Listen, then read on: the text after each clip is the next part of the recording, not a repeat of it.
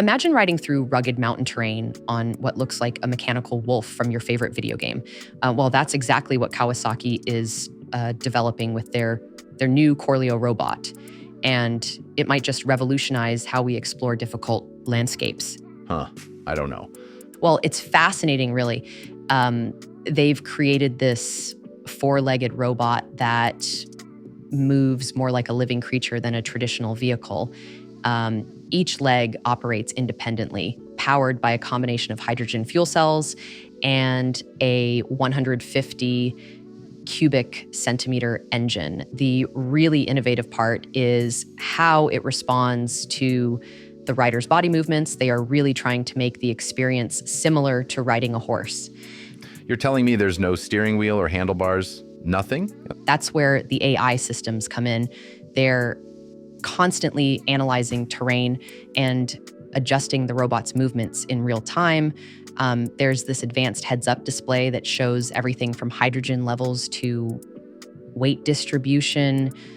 Think of it like having a super intelligent animal that's working with you to navigate difficult terrain. That makes me wonder about safety. What happens if the AI systems encounter something they've never seen before? That's actually one of the biggest challenges they're working on. The AI needs to be robust enough to handle unexpected situations, which is partly why Kawasaki's looking at a 25-year development timeline. They're essentially creating a new category of vehicle that combines artificial intelligence with biomechanical movement. 25 years, wow. Well, you have to consider all the components they're trying to perfect. The hydrogen fuel system needs to be efficient enough for long-range travel. The AI needs to be absolutely reliable, and they need to ensure the mechanical systems can handle repeated stress in extreme conditions. So why not just simply improve on existing off-road vehicles?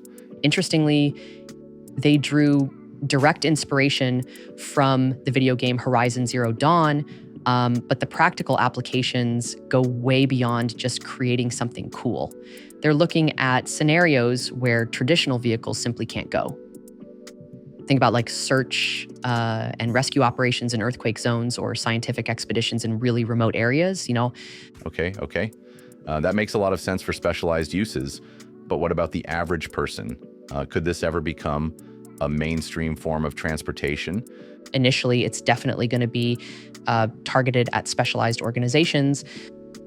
The complexity of the systems means maintenance won't be simple. You'd need technicians trained in both robotics and AI. But long term, this could open up entirely new possibilities for personal transportation, especially in areas with challenging geography. They're replicating the way animals traverse these terrains because I'm guessing they realize that's really the most optimal way to actually move efficiently and adaptively through these complex environments. Exactly. It's biomimicry on a massive scale. Instead of trying to overcome natural obstacles with brute force, they're creating something that can adapt to them the way animals do. The implications for future vehicle design are pretty mind-blowing when you think about it. What other kinds of natural adaptations do you think we might see in future vehicles? Well, we might see vehicles that can change their shape to handle different situations, similar to how octopi can squeeze through tiny spaces, or surfaces that can adapt like gecko feet for better traction. And the Corleo is really just the beginning of this whole new approach to transportation technology. Oh, okay. And what's particularly interesting is how this fits into the broader trend of sustainable transportation. The hydrogen fuel cell system means zero emissions, which is crucial for preserving the very environments these vehicles are designed to explore. Though they'll need to figure out the infrastructure for hydrogen fueling stations in remote areas. Do we know anything about the expected performance capabilities? That's one area where Kawasaki is still keeping things under wraps. They haven't released specific details about speed, range, or battery life yet. But given the intended use cases, it would need to be able to operate for extended periods in areas where traditional refueling isn't available. I think we're seeing the beginning of a fundamental shift in how we approach vehicle design. Instead of trying to, adapt environments to suit our vehicles, we're finally creating vehicles that can adapt to their environments. The Corleo might seem like science fiction now, but it's pushing the boundaries of what we think is possible in transportation technology. I mean, I still can't believe we're getting a mechanical horse from a motorcycle company. Well, it's fascinating because Kawasaki isn't just experimenting here. They're positioning themselves at the forefront of what they're calling next generation mobility. They've got this incredible portfolio already with high-speed trains and aircraft engines, but this robotic horse called Corleo represents something completely different. Yeah, I'm just saying that's quite a leap from traditional vehicles, What's interesting is that we're actually seeing a trend here. There's already a company called Xiaopeng Motors that created a rideable unicorn robot for kids. And get this, someone else developed this massive four-legged robot that looks like a rhinoceros and can carry 4 passengers. That's just insane. Well, it's part of this larger push toward sustainable mobility solutions. Take their new ALICE concept. It's this revolutionary modular train system designed to eliminate urban congestion. And just last year, they demonstrated the Ninja H2 high SE motorcycle at Suzuka Circuit, which runs on hydrogen. So they're really attacking the transportation problem from multiple angles, aren't they? Exactly. And here's where it gets even more interesting. They're not just focused on passenger vehicles. They've developed these, incredible industrial robots called the CL series that can handle extreme temperatures and heavy materials. We're talking about machines that can do everything from welding to complex assembly operations. It's impressive, honestly. They are managing to innovate across so many different sectors simultaneously. Yep. Well, they've built this amazing network of partnerships. They're working with companies like AMT Precision Parts and Olus Robotics to develop cutting-edge monitoring systems. But here's what I think is really brilliant.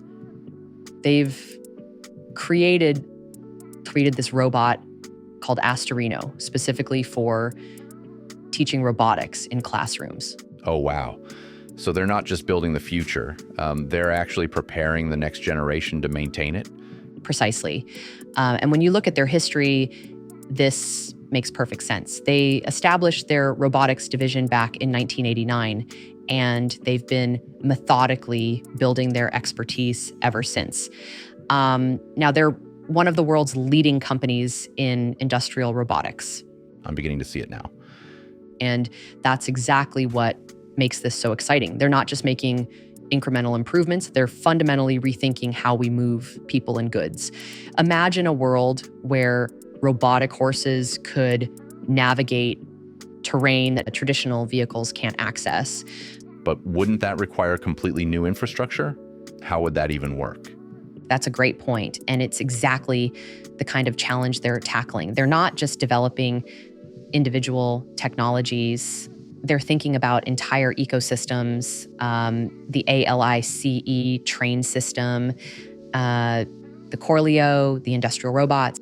It's all part of a comprehensive vision for the future. So what you're saying is we might be looking at a future where different forms of robotic transportation work together seamlessly. Exactly. And when you combine that with their focus on education and workforce development through Astorino, you can see how they're building the foundation for something much bigger than just new vehicles. Looking at all this, it really makes you wonder what the next breakthrough will be. Well, that's perhaps the most exciting part. We're really just at the beginning of this transformation. The combination of robotics, alternative fuels, and artificial intelligence is opening up possibilities that we couldn't even imagine a few years ago. And companies like Kawasaki are showing us that the future of transportation might be more diverse and innovative than we ever expected. Well said. I think we can wrap it up here. What do you think? Oh, yeah, for sure. All right, guys, let us know what you think about this. And for more coverage on the latest AI tech, releases, and news. Please consider subscribing until the next one. Thanks for watching.